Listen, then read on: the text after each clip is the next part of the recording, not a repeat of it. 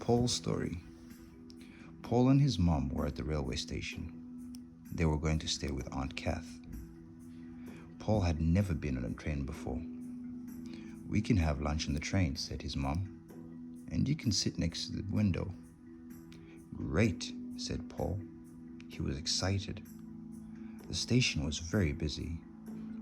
Paul jumped as a train whizzed past.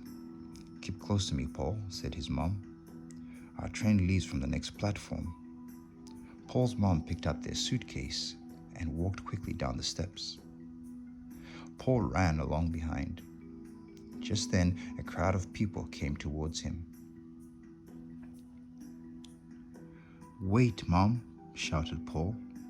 All he could see were arms and legs in other people's cases. He couldn't see his mom anywhere.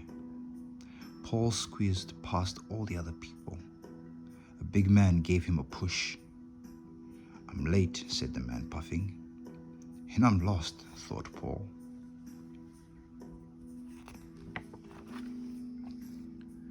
Paul got to the bottom of the steps and stood still.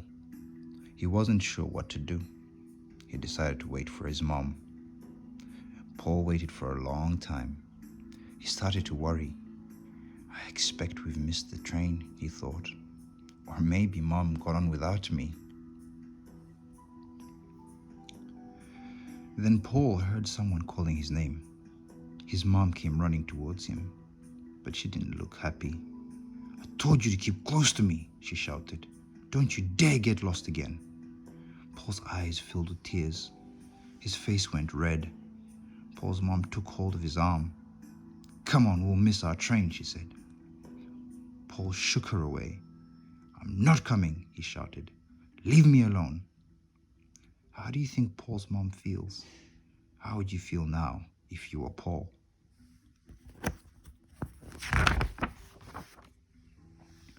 Paul was in a temper. "It's your fault," he screamed at his mom. "You went too fast." Paul stamped his feet. He threw his jacket onto the ground. "You lost me." Paul was shaking. People on the station stopped to stare. Paul felt awful. He started to cry. Just then, there was an announcement. "Listen," said Paul's mom. "It's our train." Paul's mom grabbed his arm and they both ran as fast as they could. Together, they rushed up some more stairs. The train was ready to go. Paul and his mom were just in time.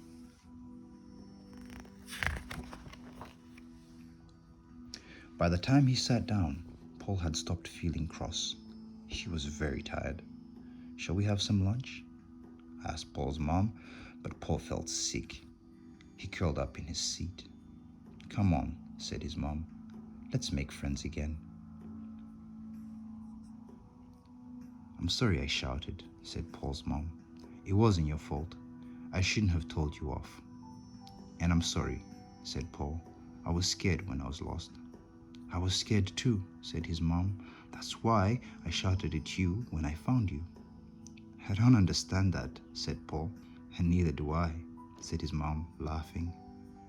How did Paul and his mom make friends again? Do you find it easy to say you're sorry?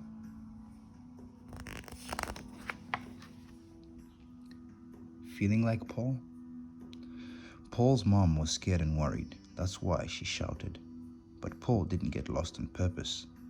When his mom shouted at him, he felt cross.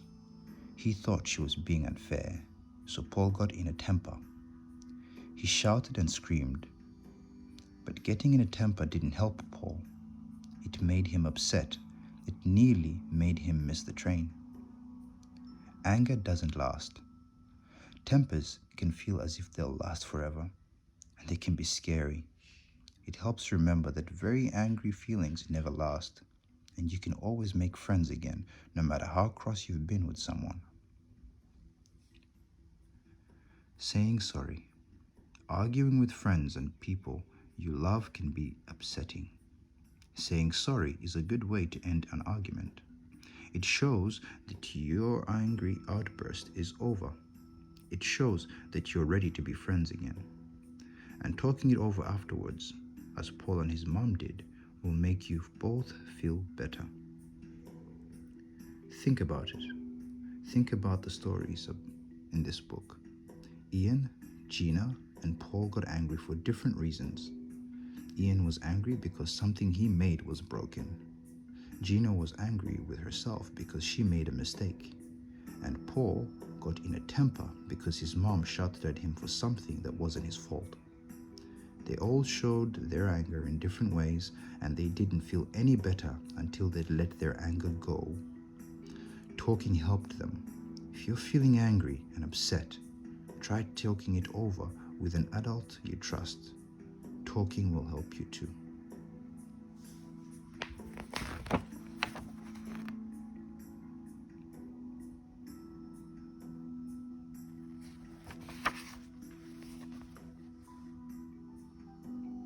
Angry by Janine Amos.